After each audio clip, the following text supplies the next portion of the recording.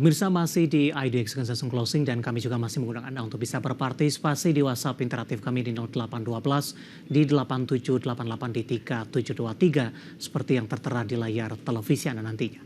Langsung saja kita akan coba lihat 4 saham pilihan yang direkomendasikan dan mungkin saja bisa menjadi salah satu referensi untuk Anda. Dapat Anda saksikan grafis di layar televisi Anda pemirsa. Saham pilihan pertama jatuh kepada Telkom dari infrastruktur telekomunikasi, tapi lebih direkomendasikan sell pemirsa. Dengan support yang bisa diperhatikan di 2450, resisten terdekat di 2650. Kemudian MDKA lebih ke arah trading buy di 2200, supportnya resistennya hingga ke 2450. BBRI tadi pun juga sempat kita ulas sebenarnya, sell on strength di 4250, supportnya resistennya hingga ke 4650. Dan terakhir ada ICBP dari consumer, direkomendasikan buy on weakness, support yang bisa diperhatikan di 11.725, resisten hingga ke 12.500 rupiah per sahamnya. Ya, 4 saham pilihan yang direkomendasikan. Dan lagi-lagi keputusan investasi tetap ada di tangan pemirsa IDX Channel. Pak Rio, kita lanjutkan kembali. Saham pilihan yang pertama datang dari Telkom, Pak. Direkomendasikan sell. Dari sisi teknikal, Pak Rio, Telkom sudah mengalami tekanan yang cukup dalam intraday hari ini, bahkan ke 2570. Dari chart yang saya pegang ini, paling tidak ini merupakan level terendah dari Telkom dalam 3 tahun terakhir. Analisis Anda untuk Telkom, Pak Rio? Ya, pada dasarnya kalau kita lihat Telkom dari sejak November 2022 ya, arti itu sekitar 2 tahun yang lalu, memang saham ini sudah berada dalam fase tidak uptrend lagi, jadi bergerak mix to low. Nah, perlahan-lahan dia bergerak turun. Pada dasarnya dengan kondisi yang ada sekarang, terutama triggernya adalah sejak dia gagal bertahan di atas 3.800 mungkin di awal tahun ini, itu memang secara teknikal saham ini berada dalam fase bearish, di mana dia berada di bawah semua rangkaian moving average 50, 100, 200, dan memang dari tengah tahun ini hingga sepanjang kuartal 3 itu ada potensi rebound yang cukup menarik, tapi ternyata memang gagal untuk bergerak naik lagi, Pak. Jadi pada dasarnya dengan kondisi yang ada, Telkom kita masuk dalam kategori saham bearish untuk saat ini, walaupun terlihat udah sangat rendah, udah terendah dalam 3 tahun, tapi pada dasarnya dengan kondisi yang ada terdapat masih ada area potensi penurunan kurang lebih ke level kurang lebih di 2450-an, dan resisten di 2600 hingga 2650 menjadi area yang bisa kita consider untuk sebenarnya sell on strength pada saham ini, Pak. Oke. Bagaimana Anda melihat dari sisi polanya, Pak? Apakah memang downtrend paling tidak untuk jangka pendek dan jangka menengah untuk Telkom? Iya, jadi kalau kita lihat malah dengan kinerja yang ada, pada dasarnya Telkom memiliki kinerja yang relatif stabil, bukan yang tumbuh dengan signifikan secara laba bersih ya, tapi pada dasarnya relatif stabil dalam 2-4 tahun terakhir. Tapi mungkin di sini market melihat dari sisi kompetisi yang semakin padat dan harga yang ada di sana, jadi pada dasarnya itu mungkin menjadi sentimen yang negatif. Namun pada dasarnya kalau kita bisa memantau dan terlihat bahwa kinerja bisnis Telkom itu baik-baik saja, labanya selalu kinerja selalu profit dan labanya bisa tumbuh, itu pada dasarnya ini kesempatan untuk mencari saham yang rutin bagi dividen dengan dividen yield yang juga relatif menarik. Jadi yang perlu kita perhatikan adalah sekarang nanti kinerja bisnisnya itu sendiri, Pak. Baik, lagi-lagi dari sisi target saham, Pak Rio, dengan koreksi yang cukup dalam untuk Telkom, mempengaruhi tidak ini target sampai dengan akhir tahun, Pak? Sangat jauh dari level 3.000-an yang pernah dicapai sebelumnya. Akhir tahun kelihatannya kita perlu istilahnya semua target yang di set di Telkom ketika market bullish di Agustus September, pada dasarnya itu akan berubah dengan kondisi yang ada sekarang. Jadi kelihatannya 3.000 itu level yang mentok banget untuk kenaikannya, tapi untuk lebih dari itu kelihatannya masih butuh katalis yang lebih lagi, Pak. Oke, aksi koperasi buyback akan memberikan dampak tidak, Pak?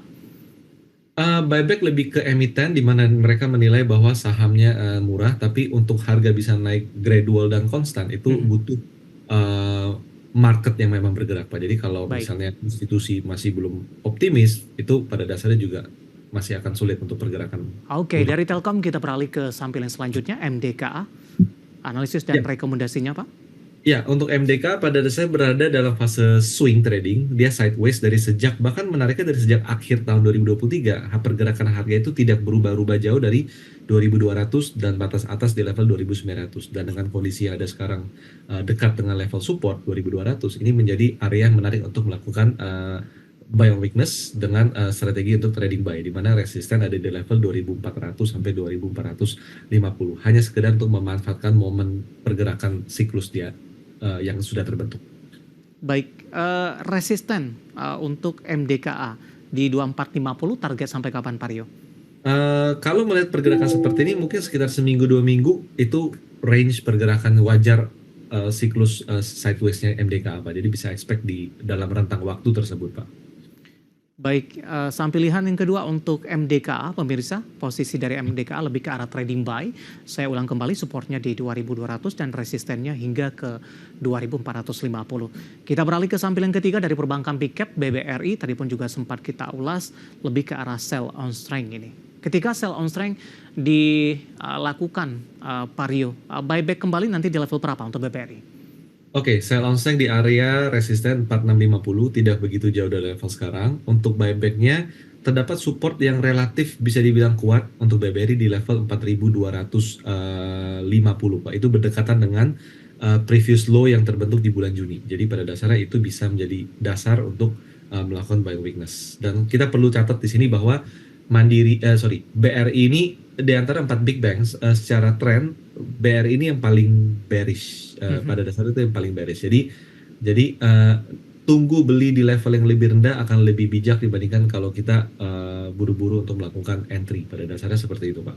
Baik, nyangkut di atas 5 ribuan, Pak. Paling tidak meminimalkan kerugian yang terjadi untuk saham BBRI, strateginya seperti apa? Selama kinerja bisnisnya baik-baik saja, laba dan labanya tumbuh, maka ketika harga ini mencapai level 4.200 hingga 4.250 area support, itu bisa menjadi level untuk melakukan average down. Karena di sana memang adalah support yang cukup kuat untuk BRI. Baik, averaging down 4.200 hingga 4.300 untuk BBRI. Penutupan hari ini di 4.580 menguat di 1,78%. Kita beralih ke saham pilihan terakhir pemirsa dari konsumer, ada ICBP. Buy on weakness di level berapa, Pak Rio? Ya, untuk buy on weakness ada di level 11.725, di mana itu adalah previous low di bulan Oktober, dan level resistance ada di level 12.500 yang memang mendukung untuk melakukan short term trading karena saham ini berada dalam fase sideways, Pak David. Oke, buy on weakness di level berapa, Pak, untuk ICBP? 11.725, Pak. Itu levelnya. 11.725, penutupan hari ini di 11.850. Untuk ICBP, pergerakannya dalam beberapa waktu terakhir, Pak, sempat ke 12.800-an untuk ICBP. Koreksi yang terjadi pasca menyentuh ke level tersebut dengan penguatan yang sudah cukup tinggi dari Juni 2024, apakah ini masih koreksi yang cukup wajar untuk ICBP? Kita lihat masih wajar, Pak. Karena kalau kita lihat flashback sedikit dari sejak Juni 2023, itu resisten kuat ICBP itu ada di level 11.800, Pak. Jadi di bulan Juli 2023, lalu di Februari 2024, saat ini itu level 11.800. Jadi technically bisa dibilang bahwa ICBP sedang menguji support yang dulu merupakan resistennya yang sudah di breakout di kuartal 3 kemarin, Pak. Baik, 4 saham pilihan yang direkomendasikan. Tadi ada Telkom, MDKA, BBRI, dan ICBP. Dan lagi-lagi keputusan investasi tetap ada di tangan pemirsa IDX Channel. Kita sudah sampai di segmen terakhir dan terima kasih juga untuk Anda yang masih bergabung bersama dengan kami. Pak Rio, kita lanjutkan kembali, Pak, ke pertanyaan dari WhatsApp interaktif. Saya akan coba cek, Pak. Dari siapa? Oh, dari Malvin Sihite dari Depok, Jawa Barat. Menanyakan AMRT, Pak. Mohon analisisnya. Sudah direkomendasikan masuk atau tidak? Hari ini koreksi dalam, Pak Rio, di 6,35% di 2950. Ini sudah jauh meninggalkan level 3.500-an yang pernah disentuh sebelumnya. Untuk AMRT. Ya, AMRT memang mengalami pelemahan yang cukup signifikan, tapi kalau kita lihat di sini terdapat area support yang relatif sudah tercapai sih di level 2.950 hingga 2.900. Jadi coba perhatikan besok kalau sudah tidak ada tekanan jual kembali dan masih stay di level 29 sampai 2950 itu adalah level untuk melakukan buy on weakness. Dengan level resisten saat ini ada di level 3100 hingga 3150. Baik, masih cukup lebar. 2950 penutupan hari ini di 6,35%. Tadi direkomendasikan buy on weakness dengan beberapa level yang bisa diperhatikan. Dan lagi-lagi keputusan investasi tetap ada di tangan pemirsa ADX Channel. Selanjutnya tidak menyebutkan nama dan lokasi, Pak Rio.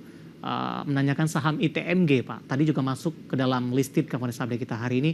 Kinerjanya kurang begitu baik, tapi sahamnya hari ini masih melaju kencang, Pak. Sudah ambil posisi di 27.000 untuk ITMG. Tapi sebelumnya, bagaimana Anda melihat respon dari investor ketika kinerja tidak begitu baik, tapi dari secara teknikal sahamnya hari ini tetap melaju kencang, Pak Rio? Iya, jadi mungkin saya nggak mengikuti data ini, tapi bisa jadi kinerja tidak begitu baik, tapi mungkin lebih baik dari ekspektasi. Jadi negatif, tapi lebih baik dari ekspektasi. Itu bisa memungkinkan harga sahamnya bergerak naik. Cuman kalau melihat kondisi yang ada sekarang, ITMG naik terlalu tajam dan saat ini sudah mencapai mendekati area resistennya, terutama tadi pagi di level 26.500 dan hari ini mengalami koreksi. Jadi pada dasarnya melakukan pembelian rasanya tidak bijak untuk di saham ini, apalagi ada area gap yang terbentuk tadi pagi itu di kisaran 25.800-an. Itu bisa menjadi level koreksi untuk ITMG. Jadi pada dasarnya manfaatkan kenaikan untuk melakukan sell on strength adalah trading plan untuk ITMG.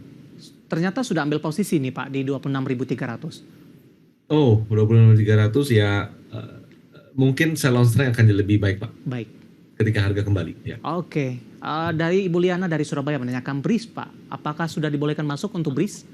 BRIS untuk trading jangka pendek, coba perhatikan level support itu kisaran di 2840 sampai 2760.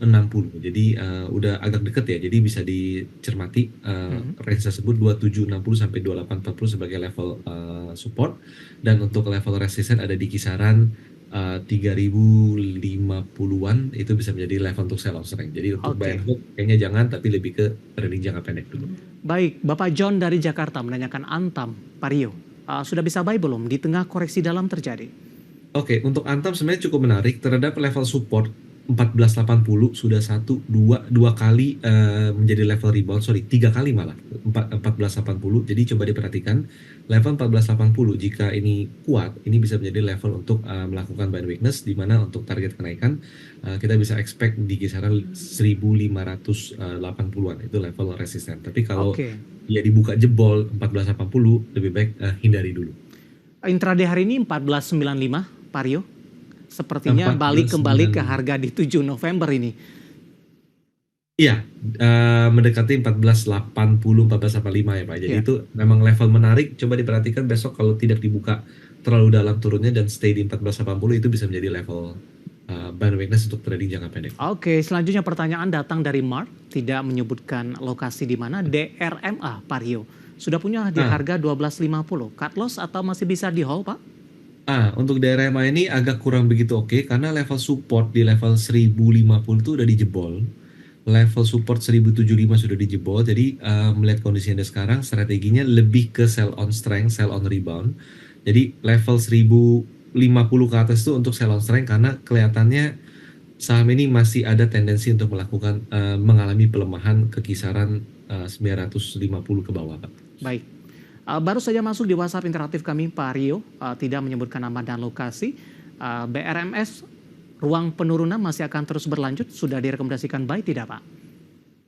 Untuk BRMS pada dasarnya terdapat area support di kisaran 430.